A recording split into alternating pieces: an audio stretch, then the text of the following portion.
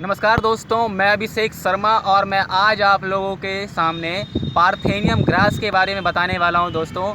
जी हाँ दोस्तों, ये वही घास है जो हमारे भारत में एक वायरस की तरह फैल गया है और भारत के हमारे जितने भी राज्य हैं उन सब राज्यों में ये हमें देखने को मिलता है।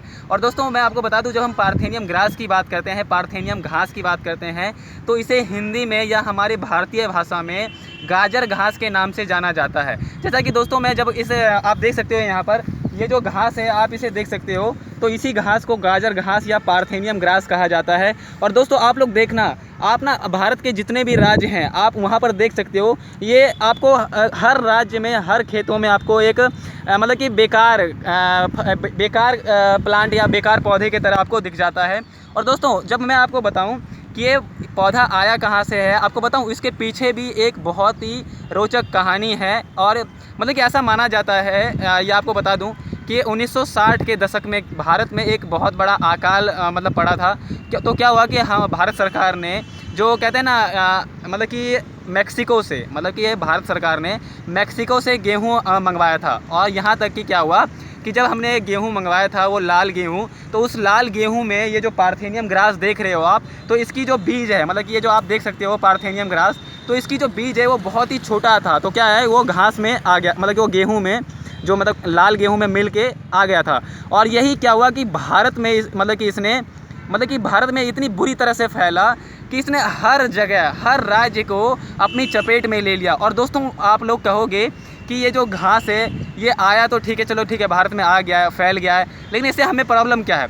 दोस्तों मैं आपको बता दूं, इससे सबसे बड़ी प्रॉब्लम सबसे बड़ी परेशानी तो ये है कि इसने ना हमारी जो फसलें हैं, जो गेहूँ, चावल, धान, मक्का, जितनी भी फसलें हैं ना, उन फसलों को ये मतलब उग के मतलब कहते हैं उसे भी प्रभावित कर देती है।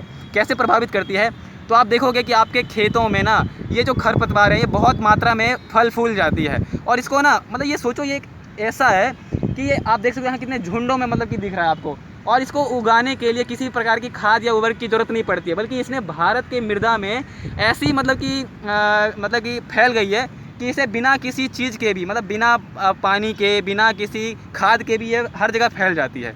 तो मैं दोस्तों आपको बता दूंगा कि ये जो घास है, इससे सबसे बड़ी परेशानी तो ये है कि हमारी फसलों को नाश कर देती है। और दूसरी परेशानी ये है कि इस घास से हमें चर्म रोग होता है। चर्म रोग मतलब कि त्वचा रोग होता है, और इससे हमारी जो त्वचा है वो ख़राब हो जाती है, मतलब सूखने लग जाती है। अगर आप मान लो आप ना अगर आधे घंटे भी अगर इस फसल के चपेट में आते हो या इसे उखाड़ते हो, तो आप देखना कि आपकी जो हाथ है वो ना मतलब कि सख्त हो जाएंगी और वहाँ दरार पड़ जाएंगी, मतलब कहते हैं ना अलग सा ही आपको अनुभव होगा। तो मतलब ये बहुत ही खतरनाक है। और अगर ठीक है आप कहोगे खतरनाक है, ठीक है, इससे सबसे बड़ी परेशानी ये भी है कि हम इसे किसी भी तरह से यूज़ नहीं कर सकते हैं। मतलब कि हम इसे चारे के तौर पे भी यूज़ नहीं कर सकते हैं। मतलब कि आप कई होते हैं ना कि चलो गाय भैंस या अन्य मवेशी इसको खा लेते हैं, लेकिन आप देख सकते हो कि इसे कोई भी नहीं खा सकता है। यहाँ तक कि हम इसे चारे के रूप में भी प्रयोग नहीं कर सकते हैं। अगर कर सकते तो आप देख सकते हो यहाँ कितनी मात्रा में फैली हुई है। तो अगर हम चारे के प्रयोग में करते तो हमें गाय भैंसें तो हमारी बिल्कुल मौज में रहती, मतलब कि उन्हें तो सब कुछ इतना अच्छा चारा, हरा भरा चारा मिल जाता।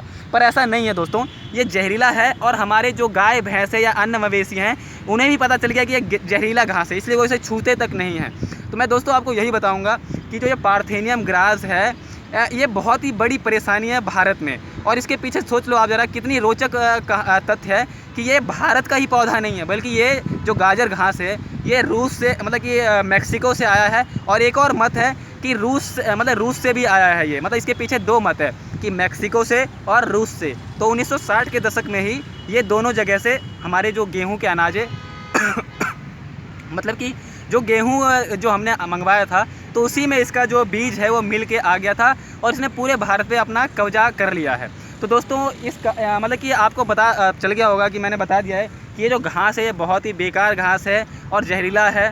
तो यही थी पार्थेनियम ग्रास, गाजर घास की वीडियो। धन्यवाद।